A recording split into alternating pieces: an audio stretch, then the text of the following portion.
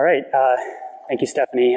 So welcome everyone. I'm here to talk to you today about something that I didn't really think was possible at first, but it's going to be interesting. So the idea of backdoors is kind of thrown around a lot today to the point that it's largely lost all meaning. But what I'm going to talk to you about today is not the management engine, it's not the platform security processor, it's none of the things that people are normally so concerned about.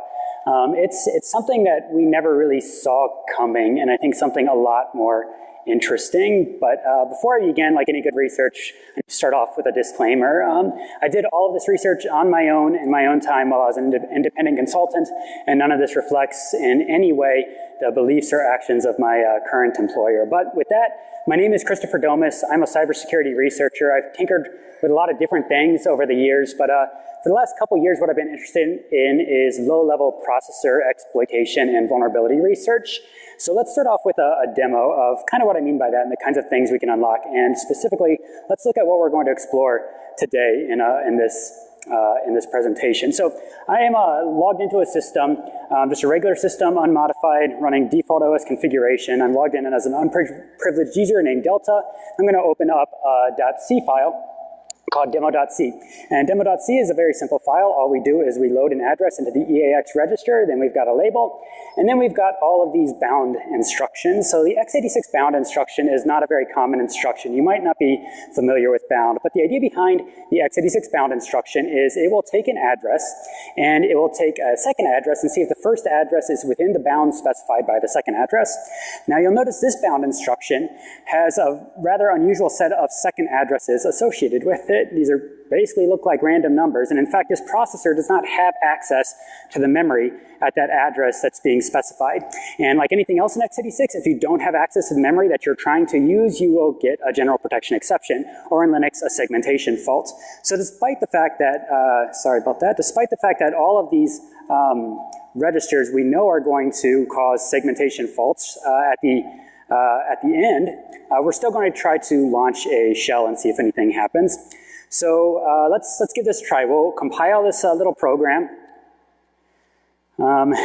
We will execute it, and sure enough, just like we expected, we get a segmentation fault, and our user hasn't changed. So that's nothing terribly interesting here. But if I go back into this program, and I'm going to make one tiny little change. I'm going to add one x86 instruction. It's an instruction that's so secure, or so obscure and unknown, it doesn't actually have a name. In fact, it's not supposed to exist. I have to write this in machine code. OF3F is the one instruction I'm going to add to the beginning of my executable. And when I execute this instruction, the fundamental nature of all the subsequent bound instructions is going to change. And what I'm going to be able to do is use those instructions to reach directly into the kernel, bypassing all of the processor's security mechanisms in order to give myself root access on this system. So this...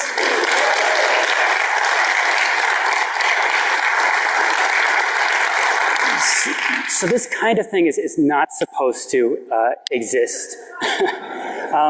And the rest of this presentation is going to be a long, convoluted journey, sort of seeing how I came across this feature.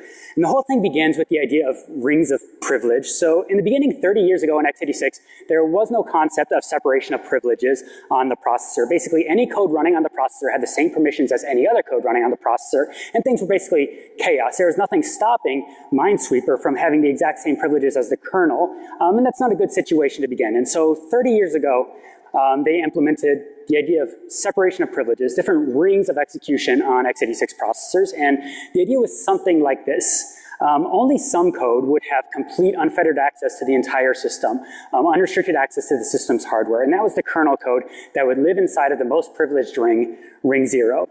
Then outside of ring 0, slightly less privileged code would live in ring 1, less privileged than that in ring 2, and our least privileged code, where we would throw all of our user code, would live in ring 3.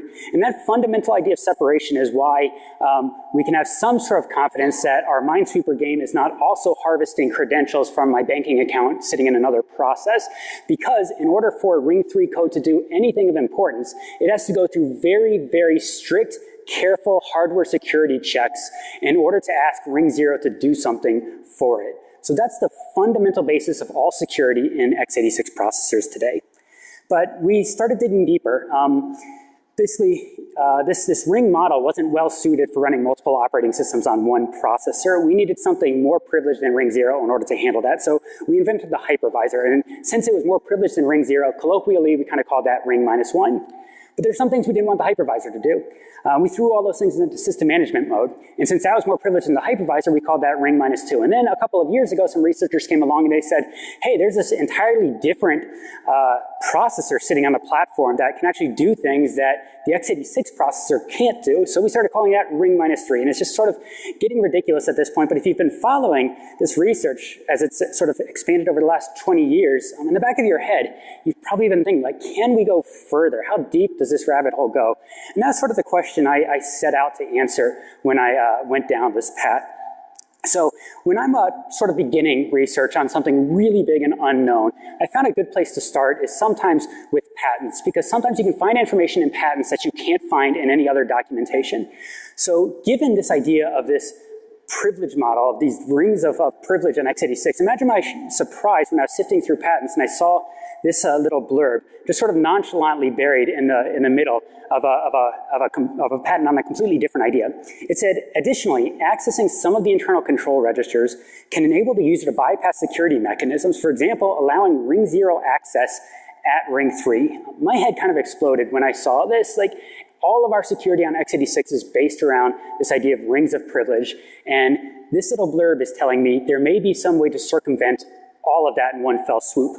But they go on to say, in addition, these control registers may reveal information that the processor designers wish to keep proprietary. Well, that's kind of understandable. If I had some circumvention for all the privilege mechanisms on the processor, I'd probably want to keep that proprietary too.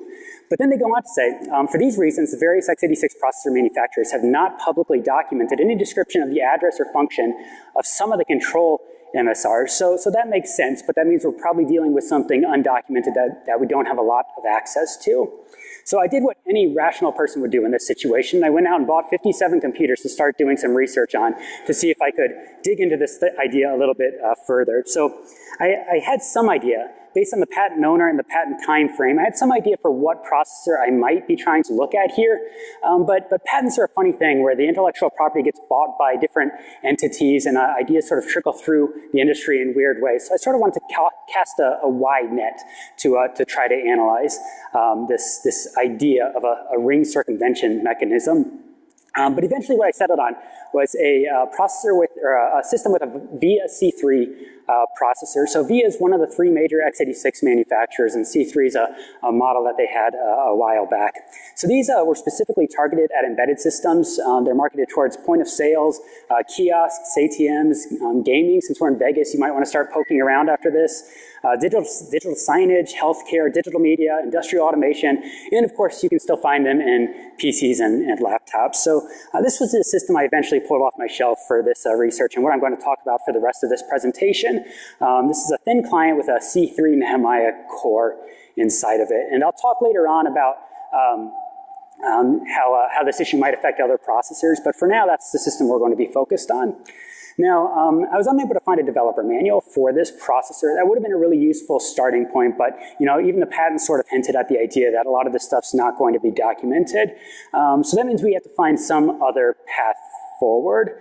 So what you can do in this situation, what I did was sort of try to follow a trail of patent breadcrumbs, just try to read different patents that might be related to one another in order to try to piece together as much information about this backdoor as I can. So this quote isn't actually from one of the patents I ended up using. This was just another patent that I stumbled across along the way. But in order to give you some idea of what kind of things you're dealing with when you're reading this patent literature, I want to quickly give you an example of some patent speak. So this says figure 3 shows an embodiment of a cache memory. Referring to figure 3, in one embodiment, cache memory 320 is a multi-way cache memory. In another embodiment, cache memory 320 comprises multiple physical sections. In one embodiment, cache memory 320 is logically divided into multiple sections.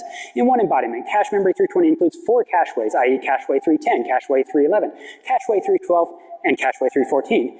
In one embodiment, a processor sequesters one or more cacheways to store or to execute processor microcode. This is the most convoluted legalese I've ever had to sift through, and it is just so incredibly tedious trying to derive any information from patent literature. So you can imagine how awful it is to try to sift through 100 pages of of this kind of text. And just to put that in perspective, that one 4-page patent had the phrase "in one embodiment" 142 times. Like, trying to do research this way is absolutely painful, but if you're persistent, it can start to pay off. So after a lot of work, I narrowed in on these 6 patents that seem to have some loosely related ideas that might be able to point me in the right direction for circumventing the ring privilege model in x86. So some of the key ideas from these patents that I sort of narrowed in on was it looked like at the time VIA was embedding a non-x86 core alongside their x86 cores in the C3 processor. This non-x86 core was a RISC-type architecture, and the patents didn't have a consistent term for this, but I started calling this the deeply embedded core, the DEC. They also talked about something called a global configuration register. It was a register that would be exposed to the x86 core through a model-specific register, and the patent suggested that this global configuration register could activate the RISC core. They also talked about what was called a launch instruction. It would be a new instruction added to the x86 instruction set architecture, where once the RISC core was activated, you could use the launch instruction to start a sequence of RISC instructions. So where does that leave us? Well, this is all sort of wild speculation at this point, just piecing together little pieces of different patents. But if our assumptions about this deeply embedded core are correct, that means it could be used as sort of a backdoor, a means of surreptitiously circumventing all of the processor security checks. So that's obviously something worth diving into a lot further. So let's start at the beginning. How would we go about activating this circumvention mechanism? Well, there's 3 little tidbits from the various patents I was able to pick up on that might point us in the right direction here. We've got one patent that says a model-specific register can be used to circumvent processor security checks. We've got another patent that says a model-specific register can be used to activate a new instruction in x86. And we've got a third patent that suggests that a launch instruction can be used to switch to a RISC instruction sequence. So if you put these 3 things together and sort of fill in the gaps, it sounds like there's some model-specific register bit that enables a new x86 instruction that activates a RISC core that can bypass the processor security checks. So let's start with the first step in that chain, this model-specific register. So just a little bit of background for people not familiar with the idea of MSRs on x86. So MSRs are 64-bit control registers, and they're really, really varied. They're used for things like debugging and performance monitoring and cache configuration and feature configuration. Basically, anything not directly related to computation can be tossed into the MSRs on x86. And unlike the registers you might be more familiar with, like EAX or EDX on x86, MSRs are accessed by address, not by name. And the MSR addresses go from 0 to 4 billion. So the way you access a specific MSR is you load its address into the ECX register, and then you use the read MSR and write MSR instructions in order to access the contents of that MSR.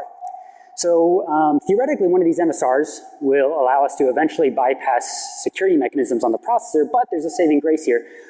You can only access MSRs from ring 0 code. So even though we might be able to enable a backdoor on the processor, it should require one-time ring 0 kernel level access in order to activate.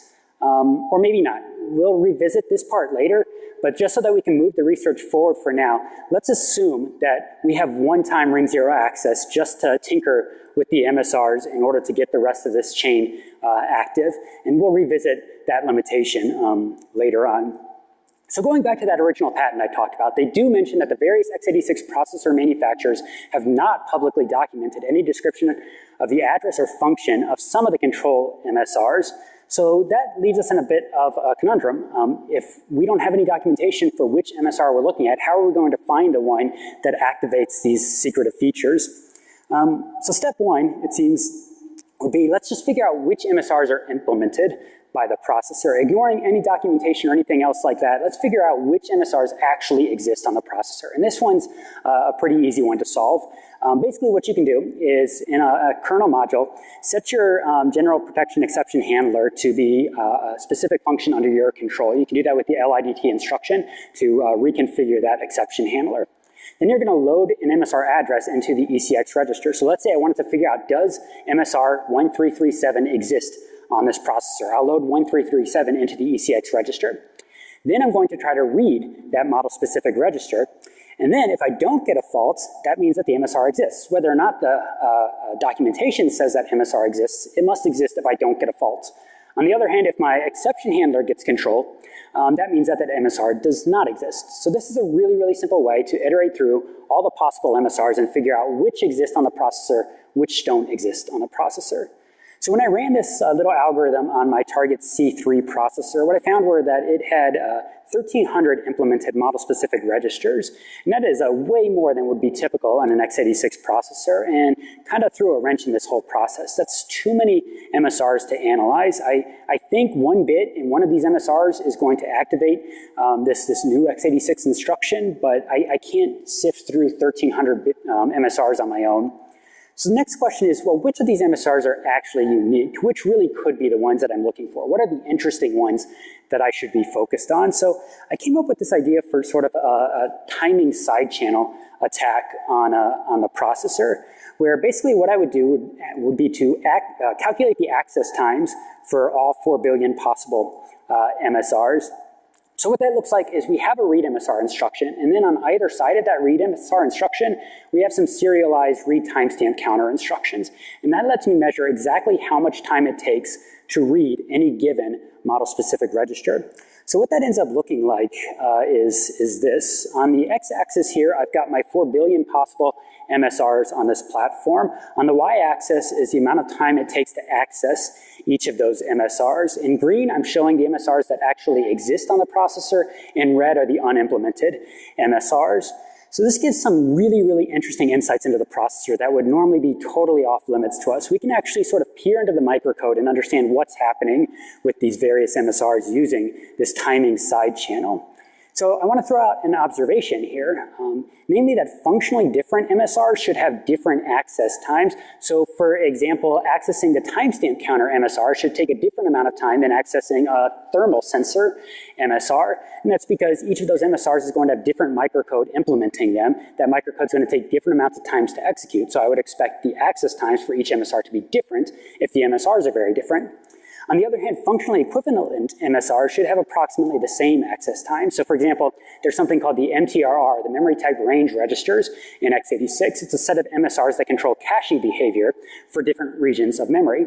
What I would expect would be that MTRR 0 would have roughly the same access time as MTRR 1, because even though they control different regions of memory, they're functionally equivalent MSRs. So what that means is that this timing attack gives me a way to differentiate between like and unlike MSRs. And I'm going to define like MSRs as adjacent MSRs with equal or functionally related access times. So then specifically, I'm going to throw out this hypothesis that the global configuration register, this model-specific register hinted at in these patents, is probably unique. It doesn't make sense to have multiple functionally equivalent versions of the GCR.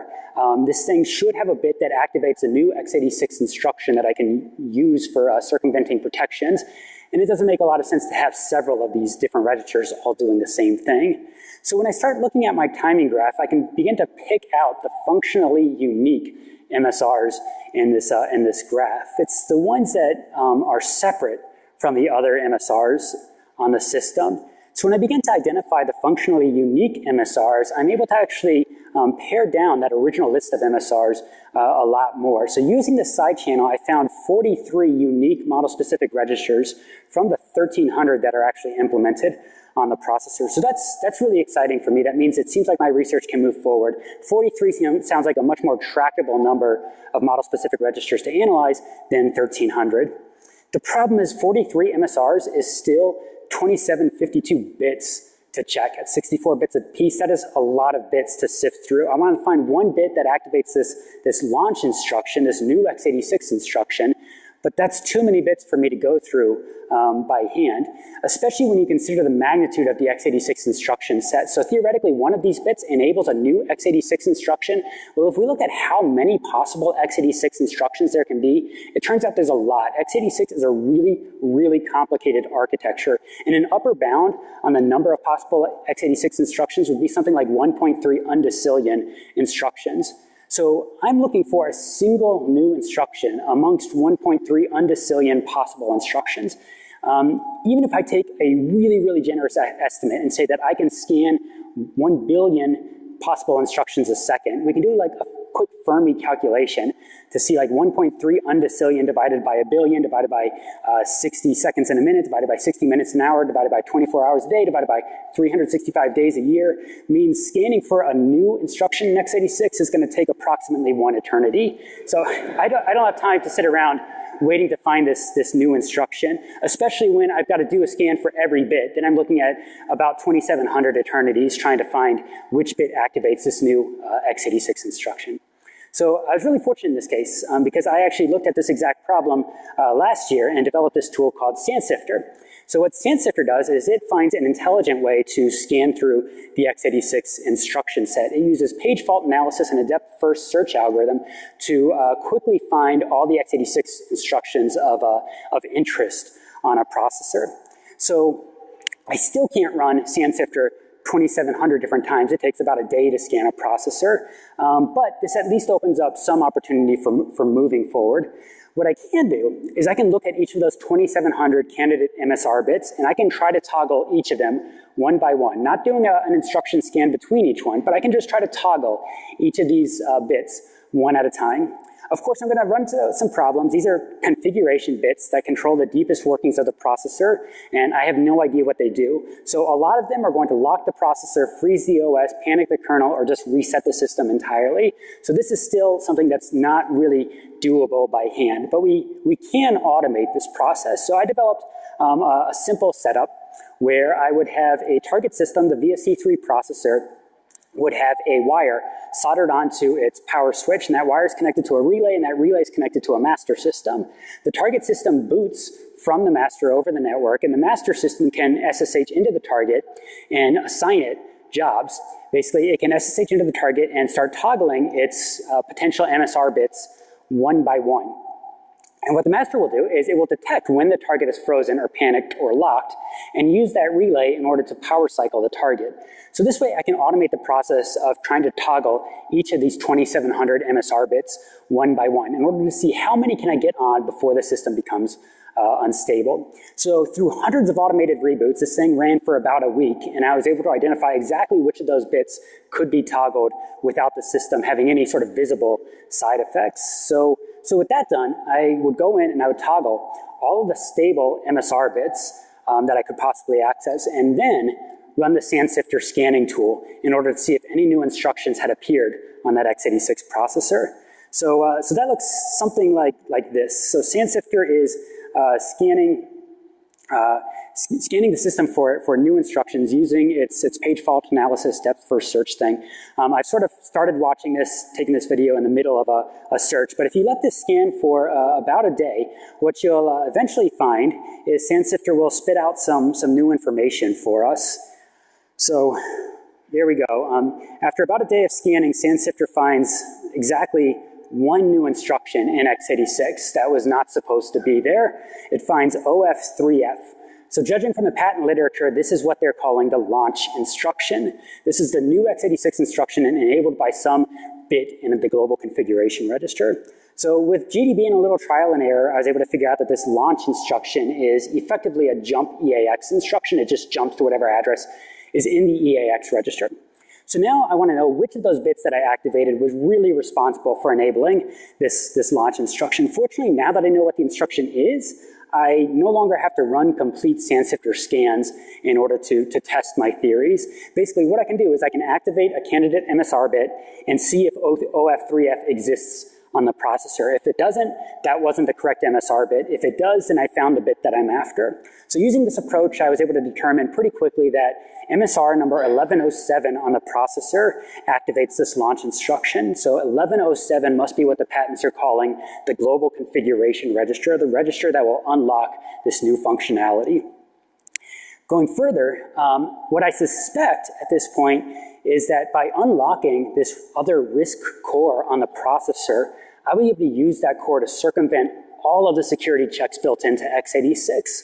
That really opens up some phenomenal opportunities in exploitation. So because of that power, I called that specific bit in MSR 1107, the God mode bit, is basically bit 0 of that register was the one ultimately responsible for enabling this new x86 instruction. So with this, I've figured out the God mode bit. I figured out what the launch instruction is. Now the question is, how do I actually execute instructions on this RISC core?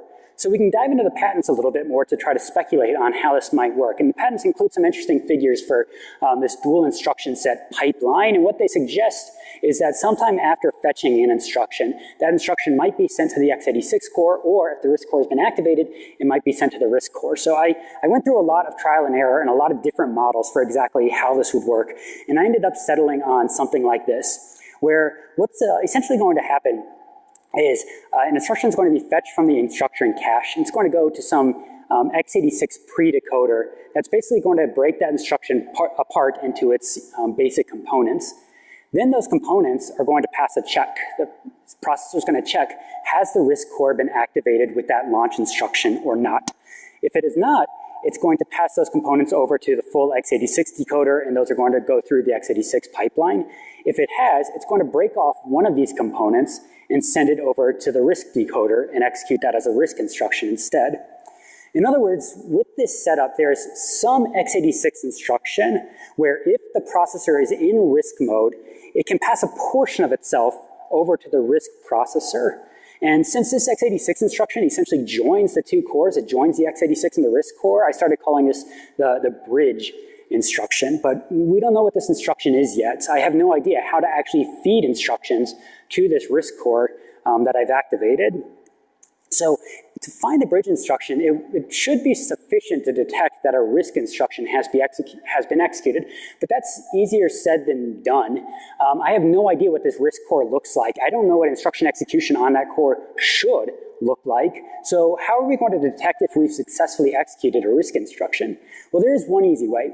The theory here is that if this core actually does provide a way to get around the processor security checks, then there should be some RISC instruction that when executed in ring 3 would corrupt the system. Basically, that would give us something really easy to detect. If the processor locks or the kernel panics or the system resets, that would be a sure sign that we executed a RISC instruction, because none of those things should be able to happen if you're just executing ring 3 x86 instructions. So if we detect any of that behavior, we know that we've found a corrupting RISC instruction and therefore found the x86 bridge instruction as well. So to explore this, I sort of tore apart the heart of SandSifter and repurposed it for brute force fuzzing of the processor. And what SandSifter is going to do now is it's going to execute that launch instruction before every x86 instruction that it generates. And what SandSifter is trying to do is it's trying to generate a processor lock. And you'll see that we just did that after fuzzing the processor for a little bit. And basically, when you observe that the processor is locked, when from ring 3 we locked the processor, that indicates that we've found that bridge instruction that we're looking for. We've found a way to send commands to that x86 core, or to that RISC core embedded alongside the x86 core. So it takes about a full hour of fuzzing to find this, but what SandSifter uncovered was that a bound EAX instruction in x86 is able to send instructions over to the RISC core after that core has been activated. Specifically, bound EAX has a 32-bit constant value in it, and it's this 32-bit constant value that forms the actual RISC instruction that will be sent to that deeply embedded core that might be able to bypass processor security checks. So we're getting further. We figured out how to execute instructions on the deck. I used this bridge instruction to send it, RISC instruction. So the next question is, what do I actually want to execute? Like, what do these instructions look like? What architecture am I even dealing with? If I want to use this to actually circumvent security checks, I need to answer these questions. So the obvious first approach to dealing with this unknown architecture is just assume that it's some common architecture. There's really no need to reinvent the wheel, adding a new core to your x86 processor. So maybe this thing is some common architecture that we've seen before. So to test that, we could basically try generating simple instructions in some common architecture, like ARM, PowerPC, or MIPS. I might generate an instruction like add 1 to R0 for ARM, and I could try executing that on the deeply embedded core and see what happens. The challenge here is, without knowing anything about that deeply embedded core, there's no obvious way for me to necessarily check the results of an instruction. So sure, I can generate some simple RISC instruction and try to execute it, but I don't know what I'm looking for after it executes. So the good thing here is that there is still a simple way to rule out architectures. What I was observing is that a lot of the RISC instructions I tried to execute would actually lock the processor. So if I generated a really simple instruction like add 1 to R0 for a RISC architecture and I tried to execute that on the deck and the processor locked up, that's a pretty good sign that that wasn't the architecture that I was expecting. So I can rule out that this is ARM if it's choking on simple ARM instructions. Unfortunately, when I took this approach, I pretty quickly ruled out 30 very common RISC architectures for that deeply embedded core. Now, I still think that this thing is probably based off of some common architecture. There'd be no reason to spin something up from scratch, but it's probably heavily enough modified that I couldn't recognize it. So that means I've got to sort of deal with this deeply embedded core as a black box. I've got to treat this as an unknown architecture and figure out how to actually communicate with it. So to do that, we've got to basically reverse engineer the instruction format for that deeply embedded core. And I spent enough time on this, I made up my own name for this. I started calling it the deeply embedded instruction set, the DIES. So let's look at what this DIES might look like and how we might begin to reverse engineer it. So one idea would be we could execute a RISC instruction and basically try to observe its results. Like I said, the challenge with that, though, is we don't know what the RISC ISA looks like, so there's not necessarily an easy way to observe the results of an instruction. But as I started reading more into the patent literature, I saw that there were hints that this RISC core and the x86 core had a partially shared register file, which means we should be able to observe the results of at least some of these RISC instructions from the x86 core. So this is a diagram from the patent literature where they're sort of showing an ARM core and how some of the registers are shared with the x86 core on the processor. So what that means is we could do something like this, and this is just sort of a rough summary. We could generate a processor state, so we could generate some buffers in kernel memory, generate some buffers in user memory, generate a state for all of the processor registers, and we could load that state onto the processor. After we've loaded up this state, we'll execute the launch instruction, followed by an x86 bridge instruction. The bridge instruction will feed a RISC instruction over to the deeply embedded core and let that instruction execute. After that instruction executes on the deeply embedded core, what we're going to do is read the state off of the processor. We'll read out all the registers, we'll read out all the buffers that we set up, and then we'll see if anything's changed between that input and output state to see if we can start deciphering what effect that randomly generated instruction had. So nothing's ever simple with this. Another challenge came up. I'm dealing with an unknown instruction set with unfettered access to ring 0. So I'm just trying to randomly generate these RISC instructions and see what happens. But it turns out it's really, really easy then to generate an instruction that causes a kernel panic or a processor lock or system reboots. And in practice, I could only execute about 20 random RISC instructions before the system became unrecoverably corrupted and had to be rebooted. So even after optimization, the fastest I could get one of these systems to boot was about 2 minutes. So some quick calculations suggested that gathering enough data to reverse engineer the entire instruction set at this rate was going to take months and months. So I decided to expand the original system that I had built for fuzzing this. So what we see down here are, instead of one target, I've now got 7 of these thin client targets. If you look closely, you can see a little green wire coming out of the chassis of each of these, all hooked up to this relay up here. The relay is hooked up to a master system that can use that relay in order to power cycle each individual target. The target's network boot through the master, and the master, once each system is booted, will SSH into the target and give it a fuzzing task. The master records the results of the fuzzing as they occur into a database, and when it detects that one of these targets has become corrupted, if the kernel is panicked, the system's frozen, or what have you, it will use the relays in order to power cycle that specific frozen target. So we can see what this thing looks like in action. So what I'm going to do is I'm going to start a fuzzing job on the master. It's going to generate some fuzzing tasks for each of the targets. And once it's done that, it'll start powering up each of these targets one by one. So if you watch the lights on the relay, and if you listen carefully, you can hear the relays clicking. You'll see that each of these targets is powering up one by one. If you watch the little green LEDs on the targets, you'll see them coming up. And it'll take about 2 minutes for those targets to completely come up. But once it does, we can actually start to see some fuzzing results occurring. So what we're seeing scrolling by on the master system now is every once in a while you'll see a state diff. There was one, scroll by on the screen. And the master is recording each of those diffs as they occur. And my hope is that I'll be able to analyze those diffs offline later in order to detect what changes each instruction is having. But of course, every once in a while, one of these instructions will lock the system. And you can see the relay blinking as the master is now resetting frozen target systems.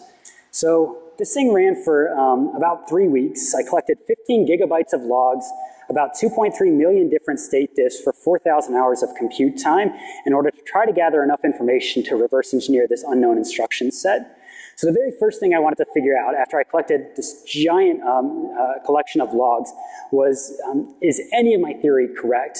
Am I actually able to circumvent ring protections through this embedded RISC core on the processor? And I was really excited when I found this first instruction, A7719563, an instruction that I executed in ring 3, sending that instruction over to the deeply embedded core from the bridge instruction.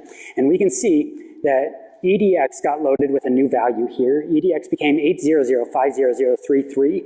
That is the value of the control register 0. So CR0 is supposed to be a register that is only accessible to ring 0, but we just read it in ring 3 using the deeply embedded core.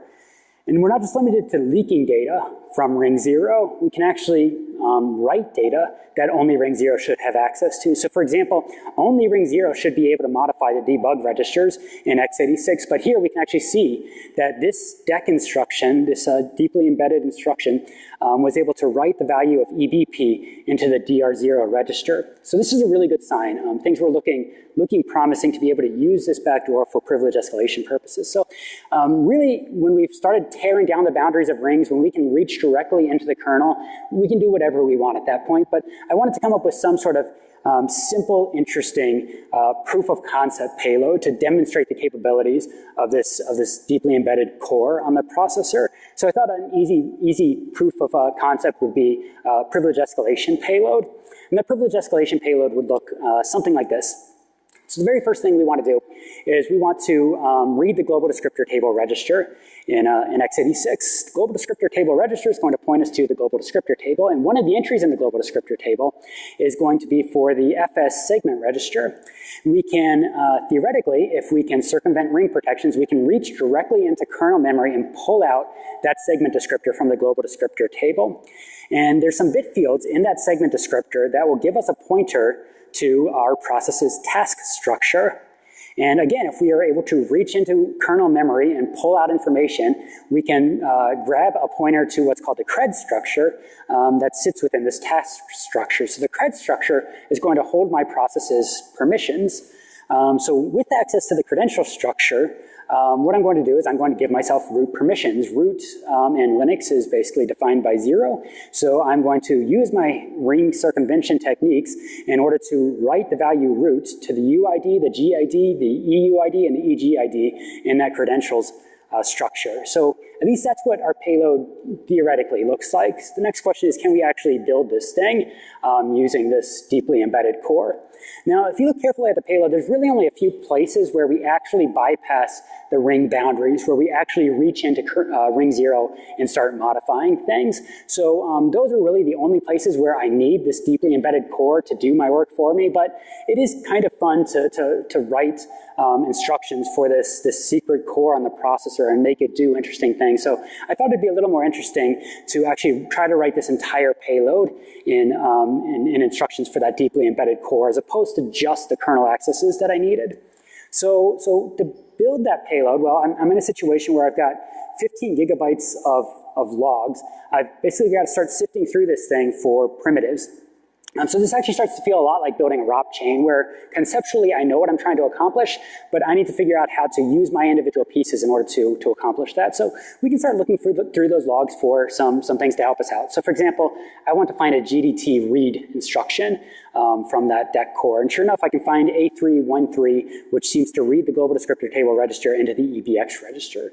I need a kernel read primitive. I need some way to read kernel memory from that deeply embedded core. And sure enough, I can find an instruction that does that. D407 read this single byte out of kernel memory and into a processor register. I need a kernel write privilege. I can find that too. E2B7 does exactly that. It wrote the low bit of ECX into a kernel memory buffer.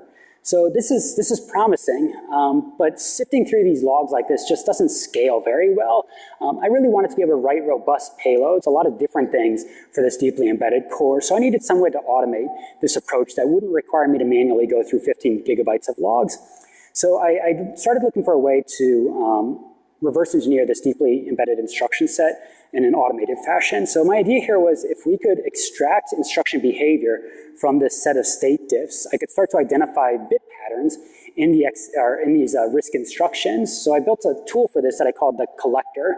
And basically what that's going to do is it's going to help us automatically reverse engineer this unknown instruction set. So the collector starts out by trying to look at state diffs and identify basic patterns in them. So for example, it'll look for words being copied around in a state diff. It'll look for immediate values being loaded into registers. It'll look for one register being transferred to another register. It'll look for memory writes, memory reads, increments, decrements, shifts, immediate loads. It'll look for various arithmetic and bitwise instructions just by looking at patterns in these state differential records. So what it will give you is it will start classifying instructions based on the patterns that it observed. So for example, here, it's telling me, well, these are all the instructions that I found for you that transferred information from one register to another.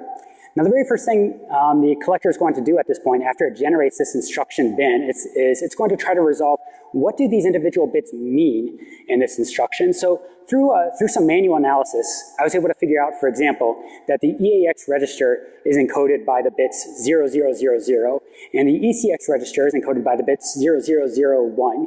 So the first thing the collector is going to do is it's going to check for each of these instructions based on the register change that I'm observing, can I find those bit patterns somewhere in this instruction? So it'll pull out patterns like this. This is basically everywhere in this entire set of data that those individual registers could have been encoded in their corresponding instructions. And what you'll see is that there are patterns here. There's only one location in this set of register, or this set of instructions, where that pattern is consistent. So the collector is able to infer, well, it has to be these two columns encoding your registers. One column encoding the source, one column encoding the destination. And we can use that same technique to pull out other bit patterns. So for example, here we're trying to resolve what opcodes are being used to encode these different instructions. And you'll see that it's not perfect. Ideally, we would see all these registers or all these instructions with exactly the same opcode pattern. That's not what we see. Some of the later ones don't really follow the patterns that we saw on some of the earlier ones, but that's okay. The collector will deal with that. It'll just try to pick out the patterns that are the most probable or the most common. It'll even do things like try to pick out don't care bits, or bits that have some unusual statistical properties that might indicate that they do something even though we don't know what they did. And then it'll jam all this information together in order to automatically derive a bit encoding for that specific instruction.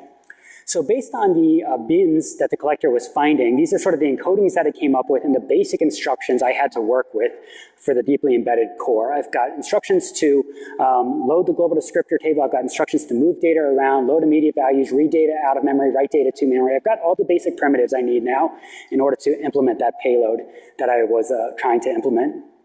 So at this point, I decided to go all out, and I wrote a complete assembler for this custom assembly language that I called the DICE assembler, which basically means that I can write instructions in one of their primitive forms like this at a high level, and then get it encoded into a binary format.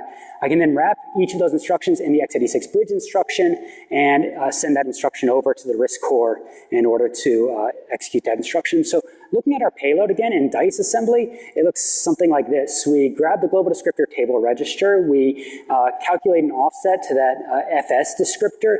We use our ring circumvention instructions in order to pull that descriptor directly out of kernel memory and parse its bit patterns. At that point, we've got a pointer to the task struct. So we'll pull apart that pointer in order to get a pointer to the cred struct. We'll pull apart that pointer in order to start writing out the UID, the GID, the EUID, and the EGID fields, all in this custom, deeply embedded instruction set for that alternate core on the processor. So collectively, that looks something like this when we actually build that into a working payload. We've got our introductory instructions that are going to be the launch instruction to activate the deeply embedded core. And then we've got each of those assembled DICE instructions wrapped in the bridge instructions so that I can feed it over to that embedded core. Finally, when we're done, we launch a shell in order to try to get our privilege escalation. So one more time, revisiting that demo from the beginning, now that we understand how all the different pieces work. We began by unlocking the back door by executing that secret x86 launch instruction that was enabled by the God mode bit. After we've executed the launch instruction, the processor is ready to start accepting RISC instructions, but we're only able to get those instructions over to the RISC core by wrapping the instruction in the x86 bridge instruction. So that bound EAX instruction is now how we can send these individual RISC instructions over to that deeply embedded core in order to get it to execute exactly what we want, in order to make it circumvent the processor security checks that we're trying to get around. Finally, we'll execute a shell in order to view our results. So once again, we simply compile this program and check who we are. We're still a regular user. We'll relaunch this program and see that we've become root. So I'm only going to half seriously throw this out, but this is sort of like a ring -4 on the processor. So ring -3 was a core that was completely separate from the x86 processor. This is a little bit more deeply embedded. It's sort of a secret co-located core alongside the x86 core.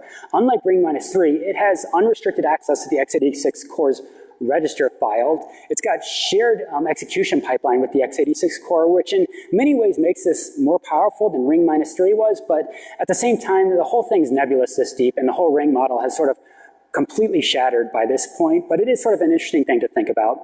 So that leaves us with this. This is direct ring 3 to ring 0 hardware privilege escalation on x86. This has never been done. Every other attempt at this kind of thing has used operating system code or other program code in order to exploit some flaw. This is purely a hardware circumvention mechanism for the fundamental ring privilege model behind all of our processors. Fortunately, it shouldn't be that big of a deal. We still need ring 0 access in order to get this whole thing kicked off. The whole rest of the pipeline can be done in ring 3, but the first change, that toggling the God mode bit, had to be done with ring 0 access. At least that's the theory. As I started poking around some of these other systems I had in my stockpile, that turned out to not be the case. So what we're looking at here is another VSC3 processor. This is a Saniel 2 core. I've just booted up this system from scratch. Nothing else has been modified. Nothing else has been touched on it. And we're going to log in as a normal unprivileged user. I could have dumped all this over serial. I didn't have the right setup for that. But after we log into the system, and what we're going to do is install the MSR kernel module in order to gain access to the MSR bits. We're not going to modify them, but I am going to read them out. I don't have the read MSR tool on this, so I'm just going to hex dump out those specific MSR bits. So I'm looking at the global configuration register on this processor. And when I do that, you'll see the low byte of the global configuration register is D7. That is 11010111. The low bit of this register is the God mode bit. That means the God mode bit is active by default on a freshly booted Saniel 2 core. That means that any unprivileged code on this system could have accessed the kernel at any time, which is a scary prospect. And when you sort of blow away the x86 ring protection model entirely, all of our other protections fall apart. Antivirus does nothing now. ASLR, DEP, they're easily circumvented when you can just directly reach into ring 0. Code signing, control flow integrity, kernel integrity checks don't do anything when there's no more separation between the rings.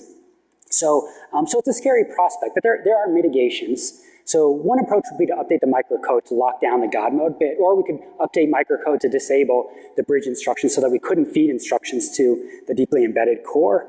Alternatively, we could update the OS and firmware to disable that God mode bit and just periodically check its status to make sure it hasn't been enabled. But at the end of the day, this is an old processor. It's not in widespread use, and I don't mean to throw VIA under the bus. I think this was a good idea that just had a flaw in its implementation. Their target market was embedded, and this was probably a useful feature for their customers. So instead, we should take this as a case study. Backdoors do exist in hardware, but we can find them with the right techniques. So looking forward, I do think this is a big deal. This isn't just a C3 problem. This isn't just an x86 problem. This is an overall flaw or an overall problem in all of computer engineering, where these black boxes that we're trusting for all of our computation, we have no way to introspect them. So whether or not these hardware backdoors exist anywhere else, this is a problem that's going to continue to haunt us until we have a way to look into these black boxes. So I think that's the big takeaway here is whenever we find something secretive or off limits, we as security researchers need to push deeper because that's how we establish trust. That's how cybersecurity should work. So along those lines, I've open sourced all this information. All the tools, techniques, code, and data from this are available online now. You can scan anything, scan everything, and I really, really hope people will build off of this for future research in order to dive deeper and deeper into processor security. I do want to quickly pitch a side project, Project Night Shift. I'll talk more about this in a few days, but it turns out that you can use that side channel attack that I demonstrated in order to reveal password protected registers in some x86 processors. So I'll be demonstrating that at DEF CON if you're around. But beyond that, you can find all this work right now on my GitHub. That's github.com, XOR EAX, EAX, EAX. That's Project Rosenbridge is this specific project. You can also find a sand sifter fuzzer there, the Mobfuscator single instruction C compilers there, some other fun stuff I've done over the years is all there. If you have any feedback or ideas on this, I would absolutely love to hear it. I'm totally out of time now, but you can grab me after the talk. You can shoot me an email or contact me on Twitter at XOR EAX, EAX, EAX, or same thing at gmail.com. So thank you everybody for attending, and that's all I've got.